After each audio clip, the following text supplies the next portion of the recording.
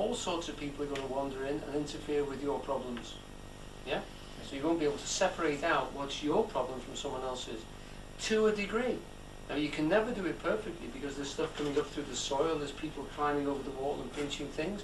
So it'll never actually be completely your place, but it will reflect you so much better. It'll be a better educator of you than it would be in the wilderness.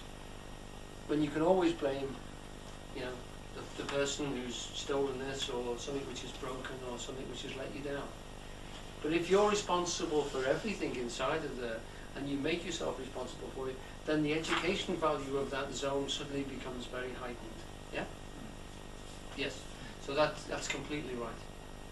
And that's virtually the essence of what we're talking about here with the realm. What David is saying here is if you choose a realm, and if it chooses to respond to you in that sense, and if you dedicate yourself to it, then it becomes then an educational factor which is heightened in its qualities, and you will learn much faster about yourself reflected in that place. Alan, you were saying before in this that the degree to which you sitting in the centre as ruler of that realm are able to rule it is in inverse proportion to the degree to which the other elements within it are able to rule themselves. Yes, in that they grant it to you, yeah. They grant it to you, and what they don't grant to you, they're ruling for themselves. So it's not totally differentiated. That's right. There are many centres of rulership there. It's just relative, isn't it? It is relative. So you're never in control. You can never be in control of it. No, sorry. And so that's part of the muddying of the whole process. But it will be heightened to a degree in the fact, particularly while that willfully goes along with you, because of course it's being educated as well.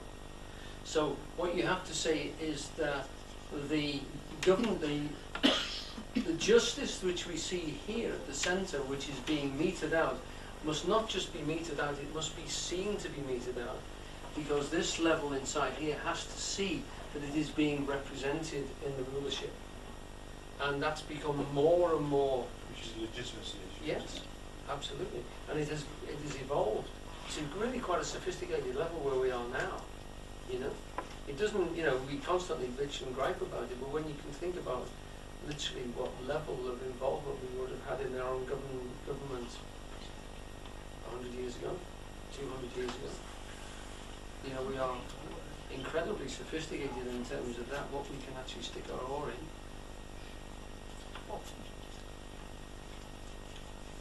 Right. But then, says Chorus, disregard the personal and practical inadequacies of the physical theatre. Let us ciphers to this great account on your imaginary forces work. The actors are ciphers, zeros, nothings. That can be both negative and positive in its implications. If we place the zero before the number, we lessen the number's value. If after the number then we increase its value.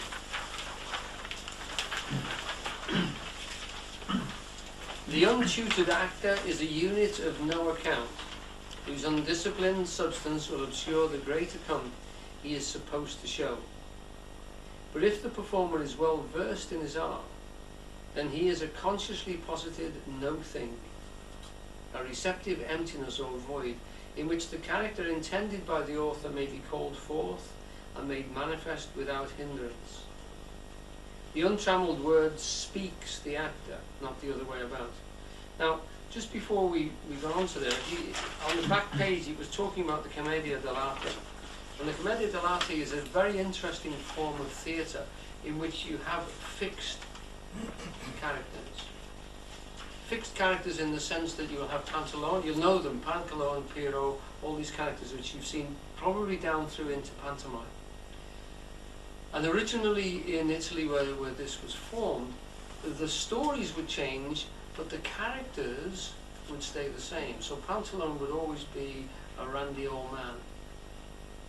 Now he might be father of the bride, he might be the suitor, he might be the uncle, or he might be the wicked politician, but he would always be the randy old man. acrobatic, because he's usually played by a young man, but that would be his character and he would be expected like that. And an actor would play pantaloon all his life.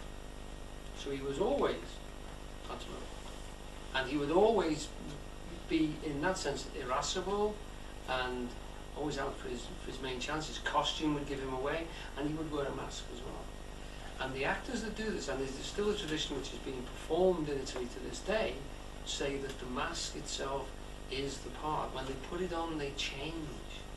Something comes through them that wasn't there before. It's a quality which is written into the process itself. Now you could argue and say that, okay, so when we became cities, and you only get a sophisticated form of drama like that in cities, you got it in Greece originally, and in Italy, and in Rome, you get these forms where the characters, we said last time, that when you get job demarcation, when you get somebody who becomes a function, like a cobbler, or a potter, or a horsemonger, or whatever, you get a level of sophistication. We all have to lean on each other because we all need these people, so they have to be fed, we have to look after them, we then have to pull together. We get levels in the society, chains of organisation, and the Commedia dell'arte has them written into it. So what he's saying here, it's like an archetype which is playing through the people.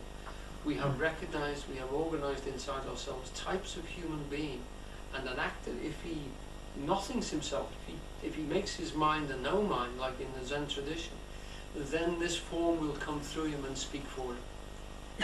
And we can recognize this in great actors because they can do it. So, this is what the actor is doing, and he's trying to let, if you like, the function speak through him in that sense, letting the line speak to him. The untrammeled word speaks the actor, not the other way about. In the theatre, this is called letting the lines speak to you, instead of forcing them into an ego-dictated mold. The O, the empty vessel, is the resounding instrument through which the author stimulates the creative imagination of man.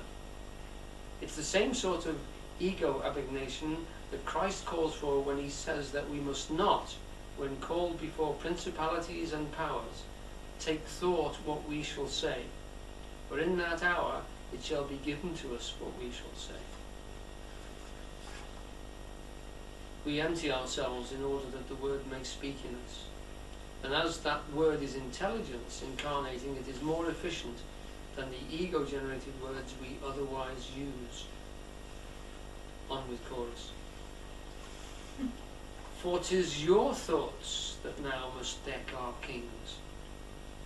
The symbols by which the stage signifies a world, a tinsel crown for a king, half a dozen foils for a puissant army, these are the stimulants whereby the audience is roused to flesh out with their minds the scant display before their eyes. And in a curious way, this kind of burst symbology is better than attempted verisimilitude. Just as a child prefers often a piece of roughly carved wood to a gorgeous model yacht, or a rag doll to a princess, the symbol liberates the imagination. Whereas the objectified reality, or the nearness to it, confines the spirit. Remember we just said that the mind can get a perfection that the representation cannot, because we aren't quite that sophisticated yet. Think when we talk of horses that you see them, printing their proud hoofs in the receding earth. The horse is the noble beast on whose back man rode to domination over the physical world. The horseman with his high view astride the enormous power he controls is a symbol of the hierarch as against the footman. The earth receives the proud foot of the hierarchical animal. The acceptance and retention of the imprint is a female function, one half of what is essentially a sexual act. Whenever, in either man or woman, action is initiated, that is male behavior. Whenever, in either man or woman, there is a feeling reception of the incoming initiative, that is female behavior. The king has to be both according to occasion. He is the servant of the King of Kings, and simultaneously his glorious vice-regent on earth. And that earth, that realm, is the female or mother substance that receiver and nourisher of the fiat of her Lord. We're paying attention here to